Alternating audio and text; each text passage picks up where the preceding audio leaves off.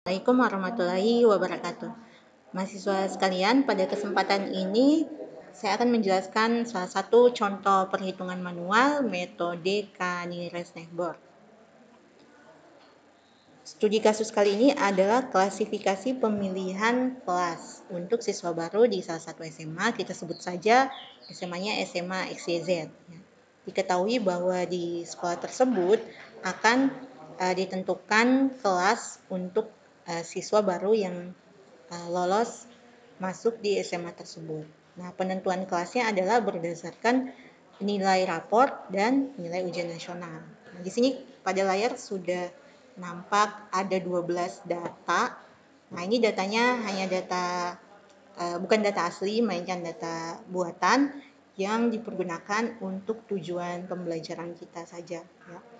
Nah, jadi ada 12 data yang kita sebut sebagai data latih atau data training. Nah, data latih ini adalah data yang sudah memiliki kelas, ya, atau sudah ada labelnya. Jadi dengan data latih ini kita akan mempelajari jika ada data baru yang ingin diklasifikasikan. Nah, misalnya ada siswa baru yang lulus dengan ID-nya itu 013, nilai raportnya adalah 8 dan nilai ujian nasionalnya adalah 6. Dengan menggunakan metode Canires-Nesbor, kita bisa menentukan apakah si mahasiswa ini masuk di kelas reguler atau kelas unggulan. Yang pertama kita tentukan dulu nilai K-nya. Untuk studi kasus ini adalah sama dengan 3. Nah, penentuan nilai K ini tidak ada rumus pastinya, tapi umumnya kalau labelnya itu ada 2, jumlahnya genap, maka K-nya itu adalah ganjil. Nah, karena di sini labelnya ada 2, yaitu reguler dan unggulan, maka nilai K-nya kita tentukan sebesar 3. Ya. Kemudian kita tentukan jaraknya, jarak antara data baru tadi, data uji, data siswa dengan ID 013, dan masing-masing data lainnya atau data latih yang jumlahnya ada 12 tadi. Nah, perhitungan jaraknya menggunakan jarak Euclidean distance. Sebenarnya ada banyak sekali metode perhitungan jarak, tapi untuk contoh kasus kali ini kita pakai metode Euclidean distance. Nah, rumusnya atau formula untuk metode perhitungan jarak ini sudah nampak di layar. Jadi kita pakai persamaan berupa akar ya, X2 kurang X1 kuadrat tambah Y2 kurang Y1 kuadrat. Nah, jadi ini nilai di data latih, ini data uji, ini data latih dan data uji, kemudian dikuadratkan dan dijumlahkan. Sebentar kita lihat bagaimana penerapannya. Nah, ini ya, jadi mulai dari data 1 sampai ke 12 kita hitung jaraknya untuk menentukan apakah ID siswa ini masuk di kelas unggulan atau kelas reguler. Jadi cara kerjanya adalah dimulai dari baris pertama. Ya, kita hitung nilai raportnya berapa. Kita tulis 5, kemudian kita kurangkan dengan nilai raport di data uji. Jadi 5 kurang 8, lalu kita pangkatkan. Ya, pangkat 2.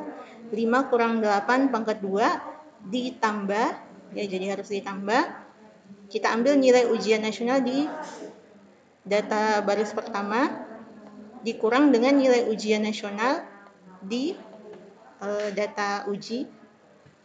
Kemudian kita pangkat 2, kita kuadratkan sehingga didapatkan hasil minus 3 kuadrat sama dengan 9 tambah 0 kuadrat sama dengan 0, didapatkan distance-nya sama dengan 3. Nah, jadi jarak antara data pertama dengan data uji kita ini adalah sama dengan 3. Selanjutnya kita lakukan hal yang sama pada data yang kedua. Ya, jadi misalnya nilai raportnya 4. Nah, kita tulis di sini, kita perkurangkan dengan nilai raport data uji Kemudian nilai ujian nasional untuk data kedua kita taruh di sini.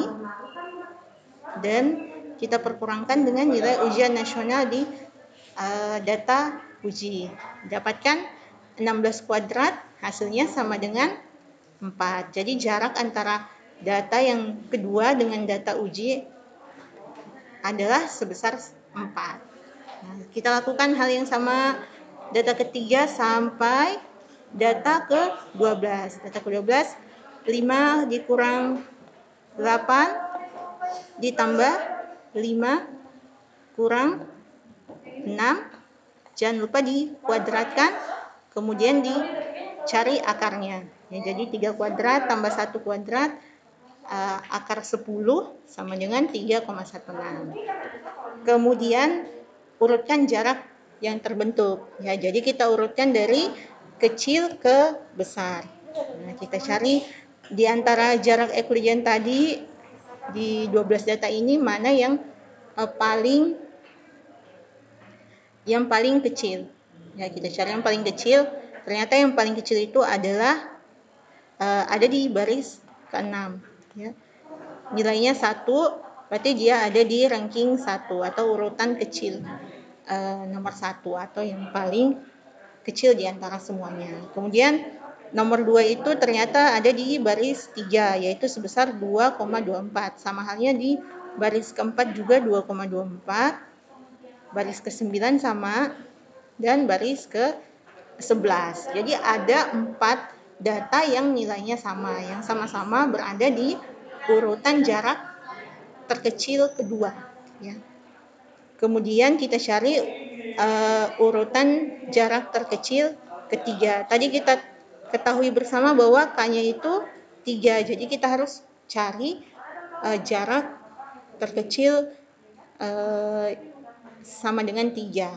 Ya, jangan kurang atau lebih. Jadi kita cari juga urutan jarak nomor 3, yaitu ada di baris ke-5, yaitu sebesar 2,83.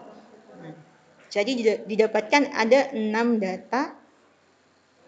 data yang masuk dalam kategori K sama dengan 3.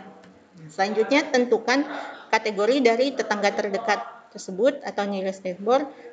Dengan nilai K lebih kecil sama dengan 3, maka didapatkan bahwa baris ke 3, 4, 5, 6, 9, dan 11 pada tabel termasuk dalam kategori ya atau memenuhi syarat K sama dengan 3 untuk ketetanggaan terdekat. Nah, selanjutnya kita cari jumlah kelas terbanyak dari tetangga terdekat tersebut dan tetapkan kelas tersebut sebagai kelas data yang diuji. Jadi kita di antara 6 data tadi kita pilih mana yang paling mayoritas. Kita lihat tadi bahwa dari 6 data tadi ada 4 data yang masuk ke dalam kelas unggulan, sedangkan 2-nya itu masuk ke dalam kelas reguler. Nah, kalau aturannya KNN, kita ambil kelas yang mayoritas untuk menentukan kelas data uji. Nah, jadi jumlah kelas unggulan itu lebih banyak daripada kelas reguler. Oleh karena itu, nah ini ya, unggulan ada 1, 2, 3, dan 4. Oleh karena itu dapat kita simpulkan bahwa untuk data siswa dengan nilai rapot sama dengan 8 dan nilai ujian nasional sama dengan 6 diklasifikasikan ke dalam kelompok kelas unggulan dengan menggunakan metode K-nearest neighbor ini. Nah, kita bisa mengerjakan ini secara lebih cepat dengan menggunakan bantuan software seperti Microsoft Excel. Ya, jadi kita buat dulu tabel datanya. Sama dengan contoh tadi ada 12 data. Kemudian yang 3 ini adalah data yang ingin kita tentukan kelasnya.